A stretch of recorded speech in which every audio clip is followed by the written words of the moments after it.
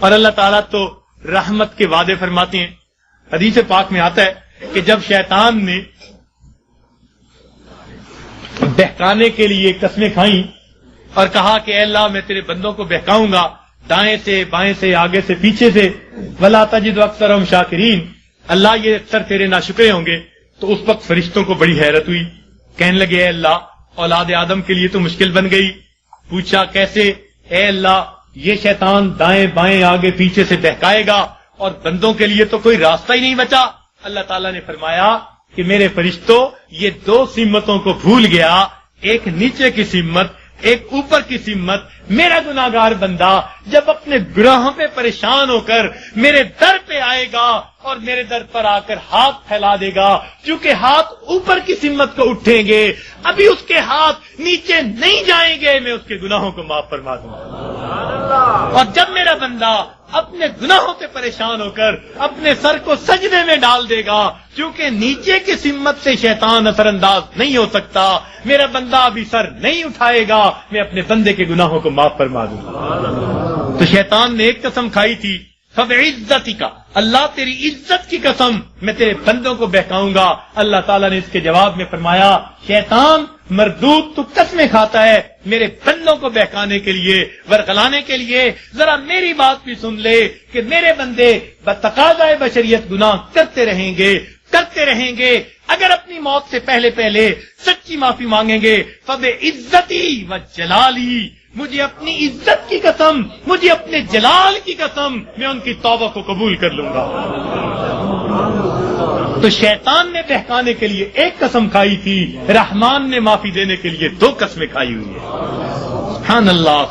اس لیے اللہ تعالیٰ کی ہر صفت کا ایک نام ہے، لیکن رحمت کی صفت کے دو نام ہیں، رحمان اور رحیم. اور کوئی صفت ایسی نہیں جس کے دو نام ہو سوائے رحمت کی صفت. وہ تو اتنا کریم آقا ہے، وہ تو بخش کے خوش ہوتا ہے، وہ تو معاف کر کے خوش ہوا کرتا ہے.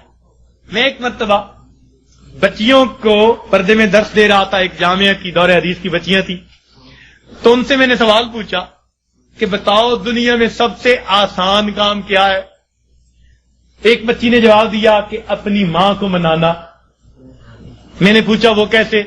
کہنے لگی جی کہ ہمارا یہ تجربہ ہے کہ ماں اگر اپنے بیٹے سے ناراض بھی ہونا تو بیٹی سے پوچھتی پھرتی ہے اس نے روٹی کھا لی، اس کا بستر تو نے بنا دیا، اس کے کپڑے تو نے ٹھیک کر دیے. اب اوپر سے ناراض پھر رہی ہے، مگر ماں کی مامتا اس کو مجبور کر رہی ہے، لہذا بیٹی سے پوچھتی پھرتی ہے، بیٹی کے ذریعے اس کو کھانا پہنچا رہی ہے. دل سے ناراض نہیں، خفا تھی، بچے نے ستایا مگر دل سے خفا نہیں، اس لیے پوچھتی بھی پھر رہی ہے کہ بچے کو سب چیزیں مل گئی یا نہیں مل گئی. تو وہ کہنے لگی کہ جب ماں کی مامتا کا یہ حال ہے تو ماں کو منانا بہت آسان ہوتا ہے. میں نے کہا ہاں ماں کو منانا آسان صحیح، پھر بھی ماں کے پاس آنا پڑتا ہے. بچہ آ کر کہہ دے امی معاف کر دیں، ماں معاف کر دیتی ہے. بچہ آ کر ماں کا جسم دبائے، امی معاف کر دیں، معاف کر دیتی ہے. ہاتھ جوڑ دے، معاف کر دیتی ہے. اگر پھر بھی معاف نہ کرے، بچہ رو پڑے، ماں سے کبھی بیٹے کے آنسو نہیں دیکھے جاتے. کتنی ناراض کیوں نہ ہوگی جب دیکھے گی بچہ آنسو بہا رہا ہے، اپنے دوپٹے کے پلو کو لے کے آنسو پوچھے گی، کہے گی بیٹا رو نہیں، چل میں نے تجھے معاف کر دیا.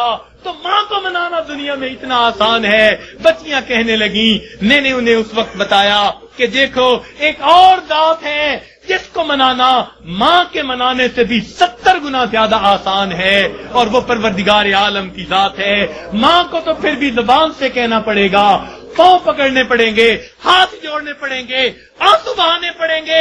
ایک وہ پروردگار ذات ہے جس کے سامنے بندہ تنہائی میں بیٹھا ہو، فقط دل کے اندر نادم ہو جائے، دل کے اندر شرمندہ ہو جائے اور دل میں پکارے پروردگار گناہوں کی معافی چاہتا ہوں، میں نے سچی توبہ کر لی، اللہ میں نے صلح کر لی، مجھے اپنا بنا لے، شیطان کے پنجے سے چھڑا لے. کوئی ہاتھ نہیں ہلایا، کوئی اس نے زبان سے لفظ نہیں نکالا، فقط دل کی ندامت کو قبول کر کے اللہ تعالیٰ اپنی ناراضگی کو دور فرما دیتے ہیں. تو اللہ رب العزت کو منانا ماں کے منانے سے بھی 70 گنا زیادہ آسان. تو اپنے رب کو منا لیجئے. ابن قیم رحمت اللہ نے عجیب واقعہ لکھا، فرماتے ہیں میں گلی میں جا رہا تھا، میں نے دیکھا ایک دروازہ کھلا، ماں اپنے بچے کو مار رہی ہے، تھپڑ لگا رہی ہے اور کہتی ہے تو نے مجھے بڑا ذلیل کیا، بڑا پریشان کیا، نافرمان ہے، کوئی بات نہیں مانتا، نکل جا میرے گھر سے۔ وہ بچہ رو رہا تھا، دھکے کھا رہا تھا۔ جب گھر سے باہر نکلا ماں نے کنڈی لگا دی۔ فرماتے ہیں میں کھڑا ہو گیا ذرا منظر تو دیکھوں، بچہ روتے روتے ایک طرف کو چل پڑا، ذرا آگے گیا، نکر سے پہلے واپس آ گیا، پھر دروازے پہ کھڑا۔ میں نے پوچھا بچے واپس کیوں آ گئے؟ کہنے لگا سوچا تھا کہیں اور چلا جاؤں، پھر دل میں خیال آیا مجھے دنیا کی ہر چیز مل سکتی ہے، مجھے ماں کی محبت نہیں مل سکتی، میں اس لیے واپس آ گیا ہوں۔ محبت ملے گی اسی در سے ملے گی۔ کہتے ہیں بچہ بات کر کے وہی بیٹھ گیا، میں بھی وہی بیٹھا۔ بچے کو نیند آئی، اس نے دہلیز پہ سر رکھا سو گیا۔ کافی دیر گزری، ماں نے کسی وجہ سے دروازہ کھولا، ضرورت کے لیے باہر جانا چاہتی تھی، بیٹے کو دیکھا دہلیز پہ سر رکھے سو رہا ہے۔